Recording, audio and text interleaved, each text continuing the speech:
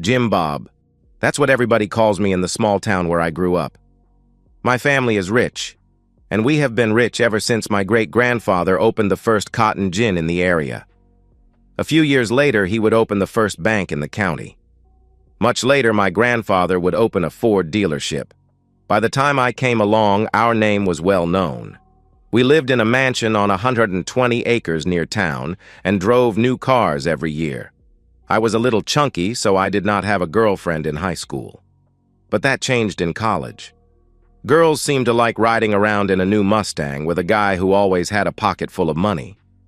There was one girl that I really liked. Her name was Sue Wilson. She was a cute, light brown-haired girl with pretty blue eyes. We started dating my senior year and were going steady by Christmas. We never had intimacy. She wanted to be a virgin on her wedding night. I respected that. Even when we drove to Panama City for spring break, there was no intimacy. Soon after I graduated, we flew to Vegas and got married. It was a surprise to everyone. Dad said he would have paid for a wedding here in town, but Sue and I did not want a big wedding. We loved each other and did not want all the drama associated with a big wedding. After a week in Hawaii, we came home and moved into the house with my parents. Life was good. 6 months after our first boy was born, tragedy struck. My parents were killed by a drunk driver. Since I was the only child, I inherited everything. The bank, the cotton gin, and the car dealership became my responsibility. I think I handled it pretty well. Besides my education, I spent lots of time working with my father learning the business. 2 years later, my second son was born. I loved my life and the family I had been blessed with. It was a year later that Sue asked me what I thought about her getting a boob job. I was all for it. The 2 babies had done a number on her once beautiful breasts, and they could use some help. We found a surgeon, and she went from having sagging 32C cup breasts to 36D cup breasts that stood proudly on her chest. But that operation changed more than just her bra size. I noticed her clothes changed. Her dresses now had plunging necklines. Her skirts were a little shorter. Her swimsuits went from one-piece to string bikinis. Her personality also changed. She spent less time with the kids. She became flirtier. Men took notice. Within a year, we had a nanny. Sue started having lunch with her girlfriends. Then it was drinks with them at the club until midnight. One night after Sue left for a night out with her friends, I checked the GPS I had installed on her Lincoln. It was parked at a motel over in the next county. She was cheating. I confronted her with what I knew the next morning. She did not even try to lie. She admitted the affair and then laughed at me. The way I see it, Jim Bob, is you have 2 choices. This is a no-fault state, and we did not sign a prenup.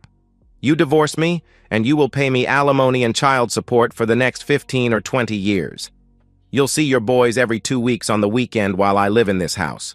I can even move one of my lovers, and yes, there is more than one, in here to help me raise your sons. The other choice is just to put up with my flings. Who knows, in 5 or 10 years I'll get it out of my system. I think the second is the best for you. I'll still make love to you whenever you want. No problem there. And I promise to be discreet. What do you say? Well, to make a long story short, I agreed with the second choice. That was until today. I came home, and just as I was pulling up, I saw a car leaving. In it was a black man. I thought we had agreed that she could have her affairs, but always at a motel in another county. I even let her go on a vacation last year to New York. She was gone for 2 weeks. No problem. But now this, at our home, and, as I was to find out in a few minutes, in our bed. I entered the house fuming mad. Sue was changing the sheets on the bed. I exploded. What the hell, Sue? In our house and in our bed? Calm down. This was the first time here at the house. Leroy did not have a lot of time and I was in the mood. The kids are in school and I did not think you would find out. So what? You know I fool around. Get naked and I'll give you sloppy seconds if you want. Who the hell is this Leroy and how long has it been going on? I asked. He is just a guy I met at a bar about 4 months ago. What does it matter? Are you mad because he is black or because I brought him into our bed? I am mad because of everything. I want you to stop. I want our life back to where it was before you started this running around, I replied. Jim Bob, we have talked about this. I am not stopping. You can pack your things and move out. File for divorce if you want. But remember what I said would happen if you do. I was frozen in place. She was right. I would lose my sons and my ancestral home. She would be awarded a huge alimony and child support. I am destroyed. There is another option. I am sure I can talk Leroy into it. We'll let you watch. You can sit in that chair and watch us. You might enjoy that. I bet you would make a good cold, she said. I did not even answer her. I turned and walked out of the room thinking she was forgetting about another option. The one where I shoot the lying, cheating woman. I drove to the city cafe and ordered a cup of coffee with a piece of apple pie. Sheriff Bull walks in and sits down at my table. From the perspective of Bull, now is as good of time as any to introduce myself. My real name is Richard Stanton, but everyone calls me Bull. I got that nickname about the time I entered high school. I was big for my age. I was 6 foot 3 inches tall and weighed over 200 pounds by the time I was 14. Today I stand 6 foot 5 inches in my work boots and weigh in at around 245 pounds. The name Bull has stuck for my entire life. I knew Jim Bob in high school. He was a fat little rich kid that everybody picked on. I decided he might be useful later in life, so I befriended that little wimp. I started protecting him from the high school bullies. Soon nobody picked on him anymore. Like in the saying, rich kids go to college, poor kids go to war. Well, that's what happened to me. I did 3 years in the Army as an MP, then came home after a tour in Baghdad. I went to junior college and got a degree in law enforcement, then a job with the sheriff's department in the small county where we all grew up. I had always wanted to be a cop. I had an uncle who was a cop in a big city, and when he visited, he had lots of stories. Some of my father did not like his brother telling. You see, Uncle Tim was a corrupt cop. He bragged about shaking down drug dealers and rich people paying him for not writing tickets. Then there were stories of turning in less money on busts he made. Even though my dad did not agree, I think he envied his brother. This guy retired and moved to Florida with a pension and enough money to live the rest of his life. While my parents were married over 49 years, Uncle Tim never married. I wanted to be just like him. He was my hero.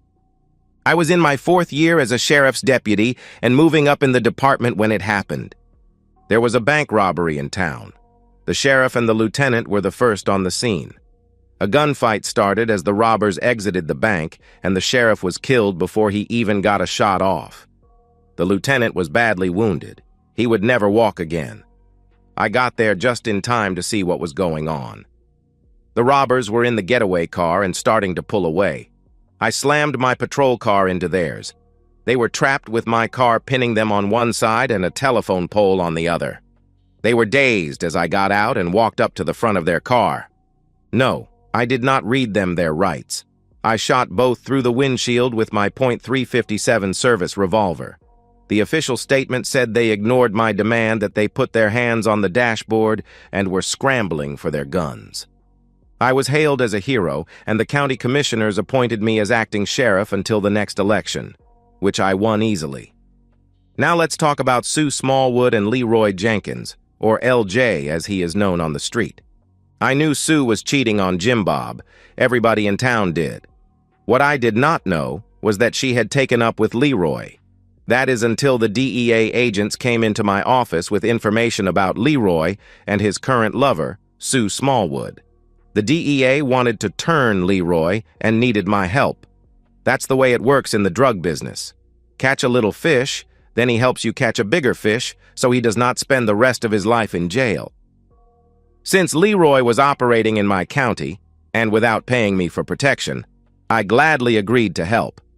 I secured a warrant and placed listening devices in Jim Bob's house by using one of my contacts with the cable company. While I could not see her and Leroy, it did not take a genius to know what was going on. I listened that afternoon as the two lovers made plans to combine a night on the town with one of his deliveries. But what was a lot more interesting was the conversation between Sue and Jim Bob after he came home. He needs my help. Sue had lied to him about this being the first time Leroy was at their house. I had recorded 3 other conversations between the two lovers, and who knows how many times he was there before I started listening. I had a plan in mind when I pulled out a chair and sat down with him at the city cafe. I know what's going on with Sue and Leroy Jenkins. How? He asked. Leroy's in trouble with the feds. I was brought in and Sue's name came up. I'm going to kill that cheating woman, he replied. Calm down, Jim Bob. I have a better way. For the next 15 minutes, I explain what I can do. My last sentence was, but it is going to cost you. How much? He asked. The way I figure it, she would get a minimum of $5,000 a month in alimony and about $2,500 a month in child support, which would last for at least 15 years. The alimony could go on forever. I'm thinking $100,000 in cash, and one of those new Ford 4-wheel drive pickups every couple of years would cover it. He shouted, "Deal," and almost jumped across the table to shake my hand. I should have asked for $250,000. I'll have to remember that next time. Go home and act like everything is fine. She is going to tell you that she is going to be gone this weekend. Actually, she is spending it with Leroy at his cabin at the lake. That's where I'll get them. Again, we shook hands and I left. I did wonder if he could pull it off. Probably. He has known of her cheating for years. One more night of pretending should be no problem. Back to the perspective of Jim Bob. Saturday morning, I was making breakfast for my sons when my phone rang. It was an unknown number, so I did not pick up. After breakfast, I was cleaning the kitchen when it rang again. I still did not pick up. It rang again with the same unknown number as I was about to start lunch. This time I answered.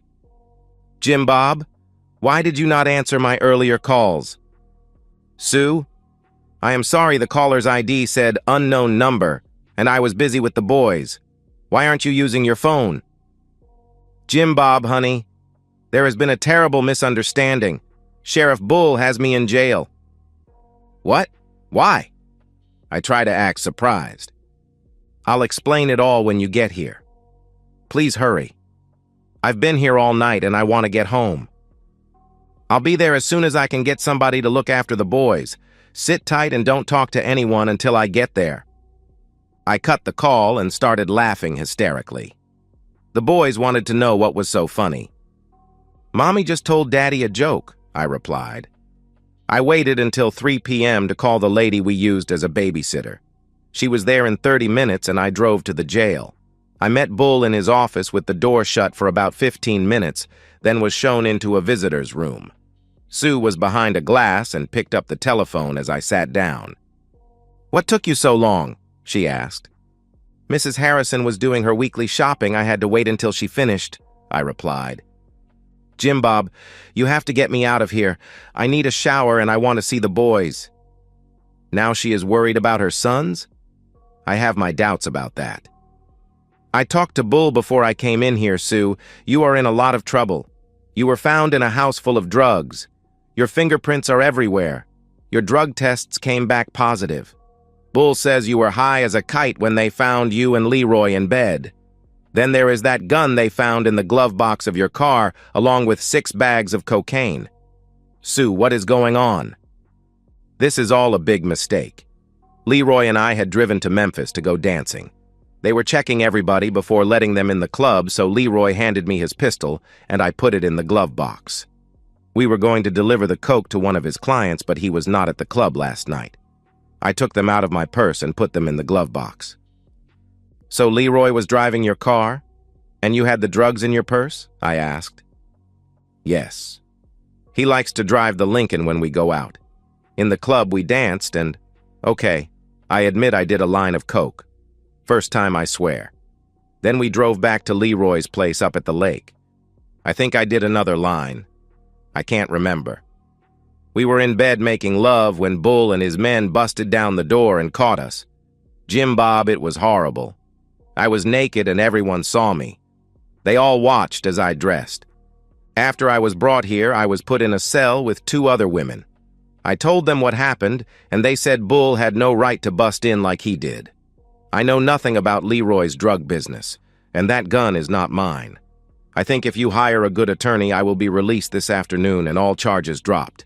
Please? First of all, no matter what those jailhouse attorneys told you, Bull had every right to bust down that door. He had a no-knock warrant. They have found your fingerprints on an illegal gun. It was reported stolen a year ago. If there is a body on that gun, you will be charged as an accessory to murder. Not true, but I want to give her something to think about.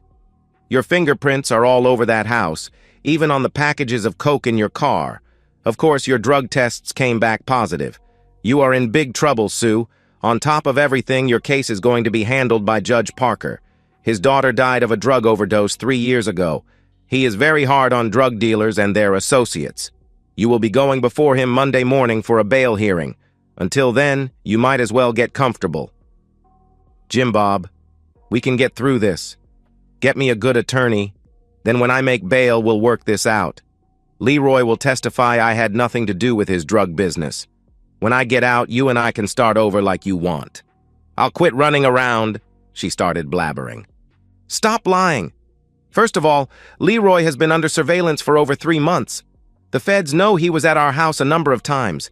They wired our house so all the conversations you have had with Leroy at our house are recorded. Now you are asking for my help? What a joke. 3 days ago you wanted me to be your humiliated husband. Last night you were found high on coke and with a black coke dealer.